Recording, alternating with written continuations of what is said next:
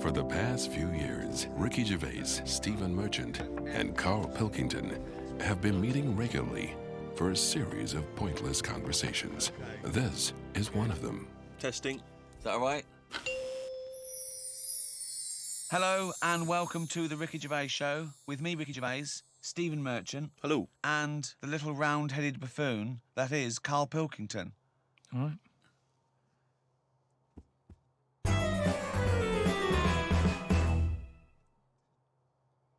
We do, of course, Rick, every week get thousands of emails. I mean, it's Freddie from Winchester says, of course, it was recently Valentine's Day. What's the most romantic thing that you've done for Suzanne, Carl, that you can think of? I don't really do all that. Sure. Valentine's Day stuff.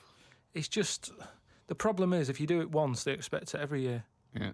Sure. That's the problem with Christmas and stuff, innit? It's like, it's become, that's what you do now, every year. Every day, yeah. So I prefer to just sort of wait, you know what I mean? And you know, if I think of an idea or I know of something that she wants, I might get her something, but I might not do it on Valentine's Day. It's that thing. It's like how I've said about Pancake Tuesday. Make it Pancake Wednesday. Have it when you want. Why am I waiting? Why am I waiting for someone to tell me when I can have a pancake? I'll have it today if I want one. Yeah. Do you know what I mean? Whereas Pancake Tuesday, no, I won't bother. I'll have trifle. So it's the same with this, you know, with Suzanne. Luckily, right? I mean, Valentine's Day and what have you, she was ill. Luckily. So we didn't have to go out. So I'd say, is he asking for advice? Well, I suppose, yeah, certainly you may as well give it. Treat them when they deserve it. All right. I remember once when Suzanne was ill, she had a fever, but there was no food in the house. What did you suggest to her? She was too ill. Well, it was when we were still living in Manchester and that, and you know, we needed to get some food in for tea and stuff. And I said, come to the supermarket. She was like, no, I'm ill, you go. And I hate buying food. I just sort of get a bit blank when I'm looking at it. There's too much, isn't there? That's the problem. You go down all these aisles and there's just too much. So anyway, I said, no, come with me. She was like, oh, but I've got this fever, I'm hot and everything. So I said, well, come to the supermarket, you go on the frozen aisle, cool yourself down. And she did, and she said, you know, it made it worse. She was ill for another 3 days. How would you go about chatting up a woman in a bar? What tips could you give? I've never worked like that. It's always been like a friend of a friend and all that, and just happened to meet them. And then, you know, you have a chat, and then... How did you meet Suzanne? That was when I was working with her, and she gave me 20p for the hot chocolate machine. She never asked for it back. Thought she's all right. Been there sort of 11 years, so it works. Has she ever given you that? You've never given that 20p never back? asked for it back. And did you return the favour, perhaps on the next date? You buy her a Kit Kat or something? No, I don't think I did. I think word got out that she liked me and that. And what did I do? I think I did some work for her, did some editing for her, to sort of show off my skills and that. Sure. And she was like, oh, you're good at this, aren't you? I was like, yeah. And I think she got us another drink because I was doing that editing for her in my own time. So you're up on the deal, aren't you? Because I know now, I know for a fact that you've not spent any money on her in 11 years, so you're 40p up. At least. Lawrence from New York says, I was wondering how Mr. K. Dilkington would interpret this famous saying of philosopher Ludwig Wittgenstein. The quote is, if a lion could talk, we could not understand him. Even if he's English? Yeah, if a lion could speak English, so there's no language barrier, he's speaking English words and using all the correct grammar and everything, but you wouldn't be able to understand what he was saying. Why? Because it is from a different world. His frames of reference would be so bizarre that you wouldn't be able to get a grasp on what he was talking about, because you'd have so little in common, even if he used real words. No, but he's talking English. Yeah, no, but his reference points would be just so far removed. You know, they're removed slightly when if you saw two people talking about Kierkegaard, you'd I wouldn't understand it. Exactly. So remove that a billion times to a different species with different input. No, but it depends. If I'm talking to a lion in London Zoo, Yeah. he'll be saying, "Oh, I'm fed up of being stuck in here. I'll go in here." It's like that. It depends what his background is. I mean, there's some people who might have lived down the road from me, but have a totally different life. Absolutely. So it doesn't matter that it's a lion, does it? Well, yeah, because they're just trying to remove it even more. So now it's not just a bloke who lived a few doors away. Now it's not even a bloke. Now it's not even... Yeah, but I'd pick something smaller or something, a worm without a mouth. I'd go, definitely not. What? Definitely not what? I wouldn't be having a chat with it. I just think that a worm that's on the ground, what's it got to offer me? It's blind and it hasn't got a mouth. It's not going to be a good day out with it, is what I'm saying. It's not going to have that much to say to me, even if it's English. Right? Even if it's And how can you tell if a worm is English? Does it wear a very tiny bowler hat? Oh, Christ. But do you understand? What about a jellyfish? No, you see, I think that's where you can say you wouldn't be able to have a good chat with them, because to me, the sea might as well be another world. Yeah. Right? Yeah. In a way, I think the fish sort of have more rights than us. What do you mean? Just because when whoever made the world, right? Say, we're just bigging up God, but if I was to have a go at him, I'd say you added too much water. Criticism 1 to God, right? So, How would you have changed that? Just more land. Fair enough. Now, why have fish got more rights than us? That was what I was interested in. Because there's loads of them, and when you look at the amount of sea on the world, right? There's loads of that. You only have to like I was in Malaga the other week, right? And you look in the sea, there's loads of different fish, and that's just in like 8-foot water. If you go miles out, there's like all sorts of weird fish, isn't there, with like lights on them and everything. So. And there's just millions of different types. Yeah. Now, but why does that mean they've got more rights than us? Just because I think, rights come in numbers, don't they? If you know what I mean. Like, if there's one of you shouting, people go, "Oh, he's an idiot, shut up," whatever. If there's loads of you shouting, they go, "Oh, best listen to them, see what they've got to say." Right. And that's what I mean about fish. Yeah. There's loads of fish. Right. So... But they're not really making their voices heard, though, are they, Carl? Yeah. I know, because they're underwater. But what I mean is, I don't know what I mean.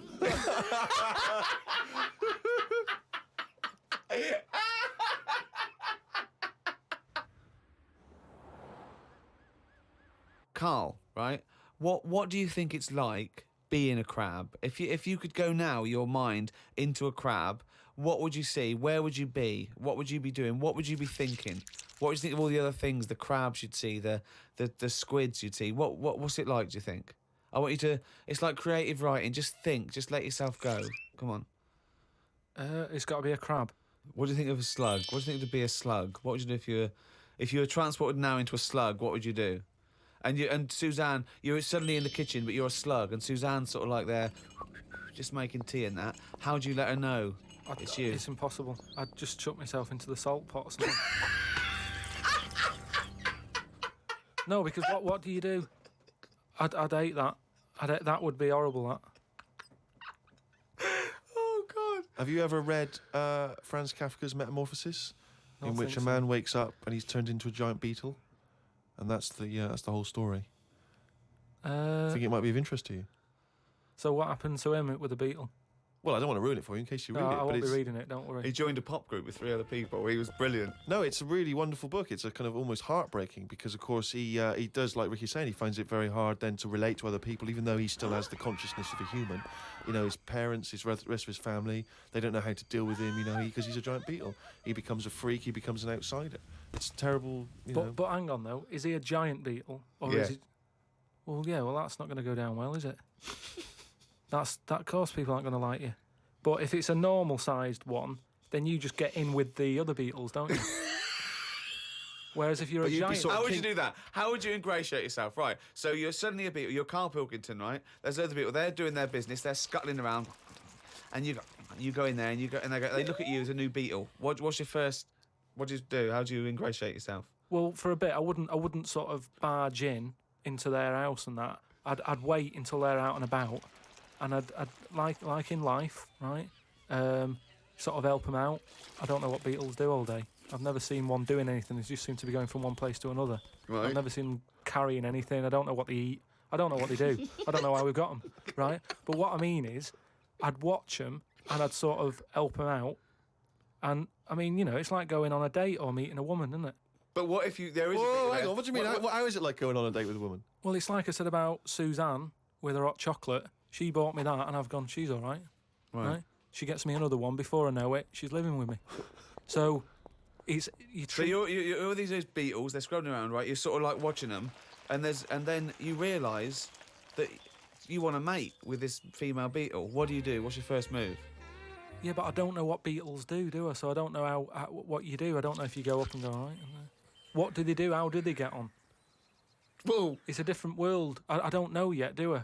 Because I haven't done it. would you feel bad because having your own mind in this beetle, right? Would you feel bad shagging a beetle? Would you feel that was a bit sick because you've got a human mind? Well, no, because you just close your eyes and that, wouldn't you? Think of something else.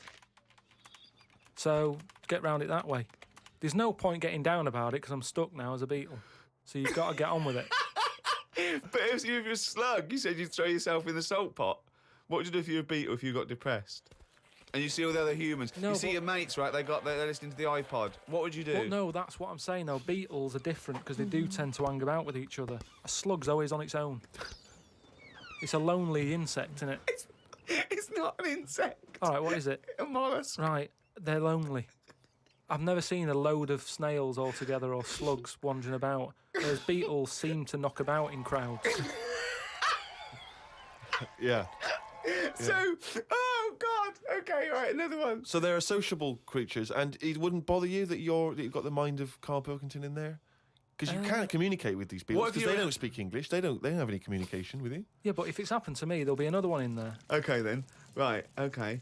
What would you do? Right. That's the most disgusting thing. What could it be? Right. What would you do? Right. If you were suddenly a fly, right, and you were knocking around with the flies, right, and you had to land on some, Excrement. yeah. What would you do? Yeah, but I don't have to. What do you mean? You're a fly. Yeah, You're but loving I wouldn't. No, I wouldn't be loving it though, would I? it. Why? Because I'm me in that fly's head. So I don't think other flies would be going, come on, join in. I'd just be like, no, I'll wait here, wait, watch and that. Because I don't see why they have to do that. What would you do, right, if you had to go back and you were in a, had to go and put your mind in like an unhatched egg of something, like maybe one of those, that a wasp was injected in a spider. So you know you're in an egg, right, which is really uncomfortable, in a spider. How would you feel about that, Carl? You're a baby wasp in the abdomen of a spider. And I know everything that I know now. I'm sat in there. Yeah. And now I'm in a spider as an unborn wasp. What the fuck am I doing here? What's going on? I don't know what I'd do there. Probably try and sleep. There's nothing else to do, though, is there? I just pray to God it never happens.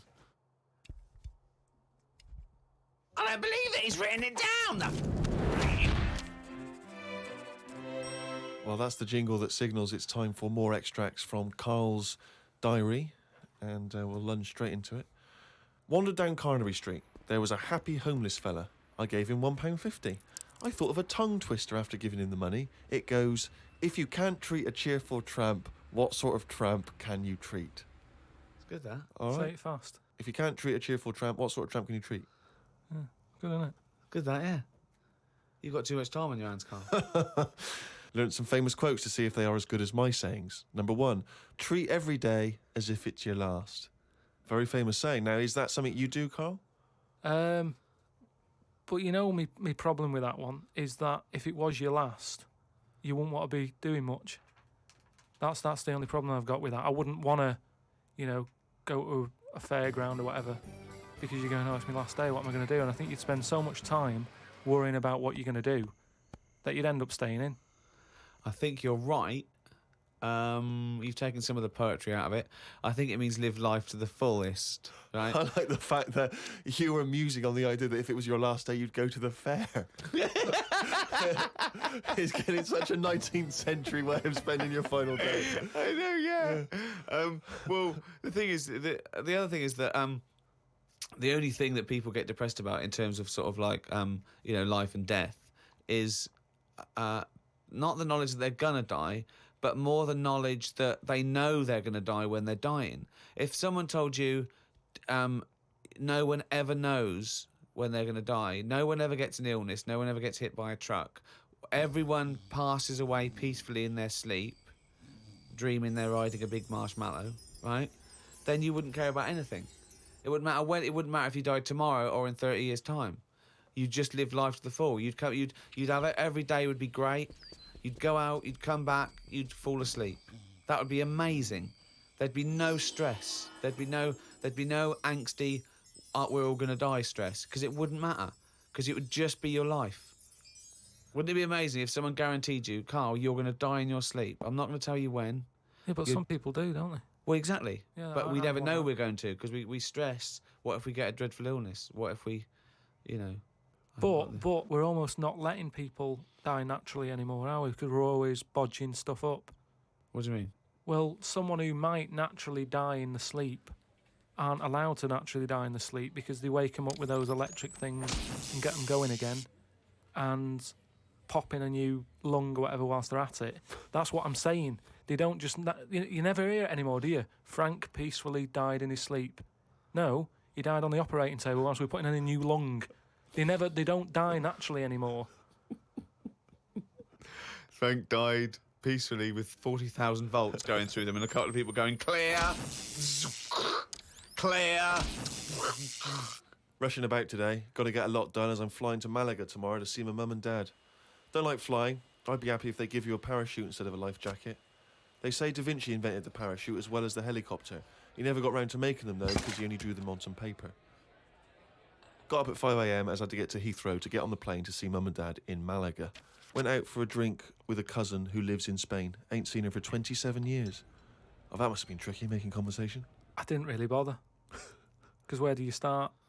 I might as well go up to anyone in the street and start having a chat. Yeah, you have to get further back than... did you want Chantal to win Big Brother? Yeah. Me dad and me talked about history. I said we shouldn't go on about things that happened ages ago because I bet something similar has happened more recently. Brilliant. Read about an island in the Indian Ocean where there are tribesmen still living like they're cavemen.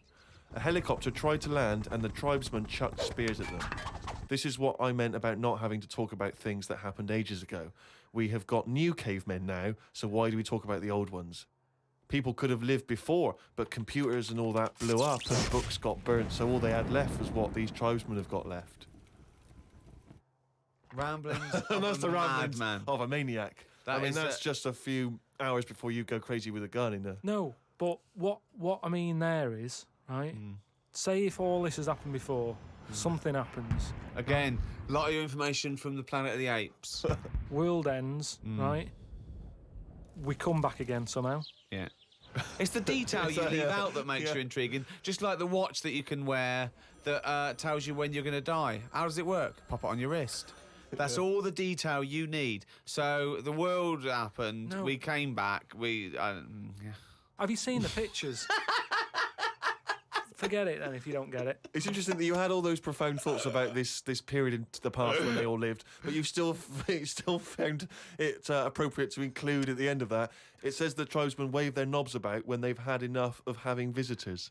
That's what it said in the paper. That's what happens. They're quite happy. What paper is this that you're reading? It was in like a paper a couple of days ago. It said they don't mind having visitors if they're bringing them coconuts and stuff that they can eat.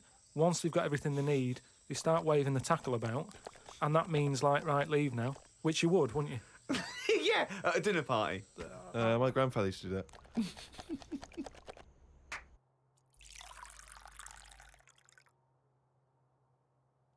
Did fancy that fucking news? That jingle is getting more annoyed by the week. Well, this is the final monkey news, right? I'm not doing this anymore, right? Because we've covered it all. All the monkey news has been covered? It has. It has. We've done loads of them. I think all the news that needs to be sort of known has been told, right? That is the end of the news. Jesus Christ. What? Get on with it. Right, do you know we chatted about the monkey that went into space and stuff? This was the one that was fed by bananas that came out of a little chute on the spacecraft. Yeah, it went up there. He came back. He could never get that The high again. yeah. You know what I mean? He tried other things. I think he tried to get a band together and that. Right. So anyway, there was loads of monkeys that were signed up to this NASA program, and it was 1961 when this little monkey called Ham, that was his name, as well as him, there was one called Enos. So anyway, what I found out about it since then, Ham went up there, did the left-right business with the bananas. Enos, they didn't put as much work into the trip when he went up there, and something went wrong with the machinery. And do you know how you get a banana for the left button and all that? It's official now. There's 2 buttons in this spaceship. Banana dispenser and everything else. The right button is everything else. But it worked the other way. The machinery went weird. Oh no, really? So it meant that the right button would give him a banana. Right.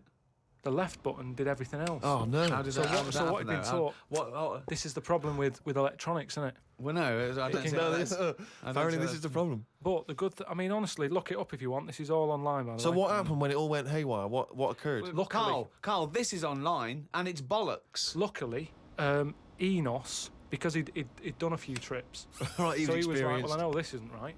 As much as I love bananas, this isn't right. That was his thinking, of course it was. So anyway, so he came back. They were all like over the moon with him. He you said, know, I going, can't work with these conditions. good mission and everything. Well done on working it out. He sorted all that out. It moved on a few years. Armstrong's gone up there. Buzz and that other fella, they've been up there. The monkeys aren't needed anymore. But they were like, we've got all these monkeys who have done NASA training. What are we going to do with them all? And they had to raise £14 million to make them like an old sort of chimps home for retired Astronauts. Retired NASA-trained monkeys. chimpanauts. Something they've got in there is like a little museum, right, of all the missions and that they've been on, so they can sort of, even though they're not going to be going into space again, they can almost relive it and reminisce of the times that they've had. And They're reminiscing with each other, are they? just sort of going, chatting oh, about the remember old that time when it all went wrong, the button became the left when it should have been the right and all the rest of Yeah. it. They just, you know, sort Talking of about old times, talking yeah. about old times and what have you, like old people like to do. Sure. And yeah, that's it. So if you want, Perhaps we should retire Monkey News to that same place. that's what I mean. So, you know, I hope you've enjoyed the monkey news and that. That was the last one. Look after the monkeys. Do your bit, because they've done their bit. That's it, yeah. But just because I'm not giving the news, look it up. Do you know what I mean? It's all out there. Don't be ignorant. Wise words.